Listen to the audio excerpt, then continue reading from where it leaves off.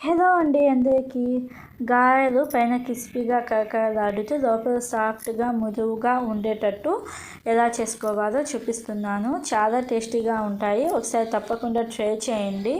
ముందుగా నేను ఈ గారెల కోసం 2 కప్పుల మినపప్పును 4 గంటల పాటు నానబెట్టుకున్నాను.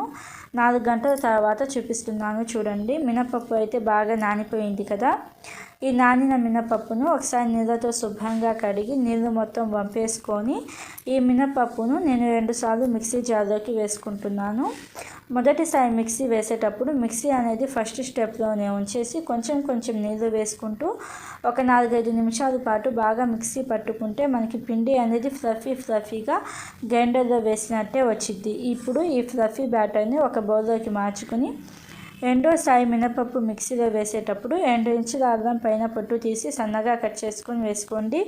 అలాగే 4-5 పచ్చిమిర్చిని సన్నగా కట్ వేసుకొని కొంచెం సాల్ట్ వేసుకొని ఫైన్ పేస్ట్గా అంటే బాగా మెత్తగా రుబ్బుకోవాలి. ఈ పిండిని కూడా ఇందాక బౌల్లోకి ట్రాన్స్ఫర్ చేసుకున్నాం కదా పిండి, అదే పిండిలో వేసేసి ఒక 2 టేబుల్ స్పూన్ల పుదీనా సన్నగా కట్ చేసుకొని వేసుకోండి. అలాగే కరివేపాకు 2 టేబుల్ స్పూన్లు వేసుకొని 3 మీడియం సైజు ఉల్లిపాయలను సన్నగా కట్ చేసుకొని వేసుకోవాలి. అలాగే కొంచెం సాల్ట్ వేసుకోండి.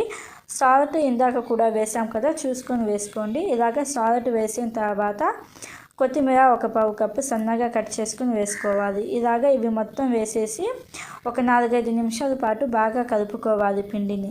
ఇలాగ ఒక 4-5 నిమిషాల పాటు పిండిని బాగా కలుపుకున్న తర్వాత సూజీ అంటే ఉప్మా రవ్వ అని చెప్తాం కదా, ఉప్మా రవ్వ ఒక 2 టేబుల్ స్పూన్లు వేసుకోండి. 2 కప్పుల మినపప్పుకు 2 టేబుల్ స్పూన్ల ఉప్మా రవ్వ వేసుకొని ఒక 2 నిమిషాల పాటు బాగా కలుపుకొని పైన మూత పెట్టేసి ఫ్రిడ్జ్లో 1 గంట లేకపోతే అరగంట పాటు పెట్టుకుంటే మనకి పైన ఇంకా క్రిస్పీగా ఉంటుంది. ఇలాగా 1 గంట పాటు ఫ్రిడ్జ్లో పెట్టుకున్న తర్వాత బయటకు తీసి సాల్ట్ సరిపోకపోతే ఇంకొంచెం సాల్ట్ వేసుకొని అలాగే వంట సోడా బేకింగ్ సోడా ఒక పావు స్పూన్ కంటే కొంచెం తక్కువ వేసుకొని ఒక 2-3 నిమిషాల పాటు బాగా కలుపుకోండి. ఇలాగ పిండి బాగా కలుపుకున్న తర్వాత మనకి పర్ఫెక్ట్ కన్సిస్టెన్సీ అనేది ఎలా తెలుస్తుందో చూపిస్తాను. ఇలాగ బౌల్లోకి కొంచెం నీళ్ళు పోసుకొని ఆ నీళ్ళల్లో మనం పిండి రెడీ చేసుకున్నాం కదా, ఆ పిండి కొంచెం వేసుకుంటే పిండి అనేది పైకి తేలుతూ ఉండాలి. అది మనకి కరెక్ట్ కన్సిస్టెన్సీ. ఇప్పుడు ఆయిల్ బాగా హీట్ ఎక్కిందో లేదో చూపిస్తాను. ఆయిల్ అనేది బాగా హీట్ ఎక్కిన తర్వాత పిండి ఇలాగా పునుగులాగా వేసుకుంటే పిండి అనేది పైకి తేలాలి. అలాగా పైకి తేలుతూ ఉంటే మనకి పిండి అనేది బాగా హీట్ అయింది అని అర్థం. అలాగా ఆయిల్ అనేది బాగా హీట్ అయిన తర్వాత చేతులు కొంచెం తడి చేసుకొని ప్లాస్టిక్ కవర్ కూడా కొంచెం తడి చేసుకొని కొంచెం పిండి వేసుకుంటూ ఇలాగ గారెలాగా చేసుకొని బాగా హీట్ అయిన ఆయిల్లో వేయండి.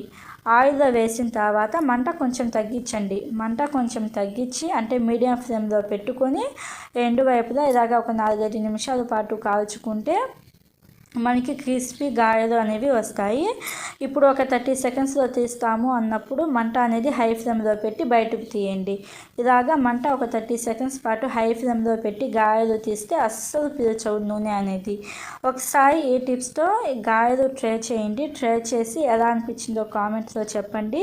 అలాగే ఇలాంటి మరిన్ని వీడియోస్ కోసం మన ఛానల్ని సబ్స్క్రైబ్ చేసుకోండి. ఈ వీడియోని మీ ఫ్రెండ్స్తో ఫ్యామిలీ మెంబర్స్తో షేర్ చేసుకోండి. Thank you for watching.